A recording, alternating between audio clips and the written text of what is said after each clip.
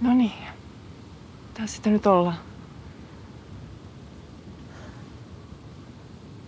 Maailmanloppu. Mä voin uskoa, että päästiin näin pitkälle, jos ihan rehellisiä olla. Mä oon oikeastaan aika helpottunut. Kuoleminen on niin paljon pahempaa. Kun sä kuolet, niin sä tiedät, että kaikki ne ihanat asiat tulee menee sut ohi ja kaikki ne ihanat ihmiset jää kaipaamaan sua, sitten kasvaa ja unohtaa.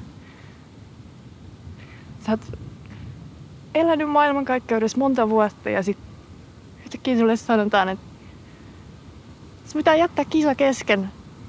Ilman, että sä oot koskaan saanut mahdollisuutta juosta sitä loppuun asti.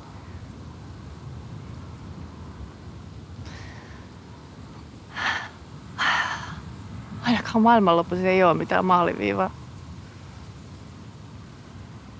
Kaikki vaan lähtee. Sä lähet. Ja mä lähen.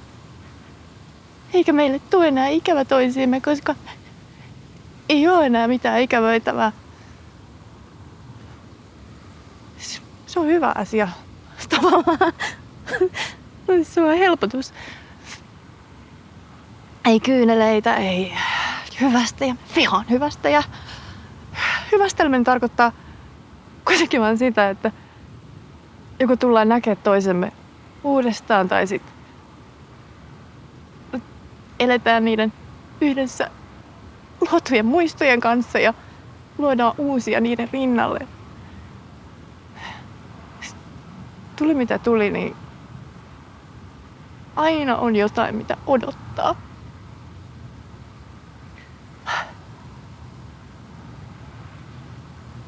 Ehkä siksi just tulevaisuus oli olemassa. Olisi jotain, mitä odottaa.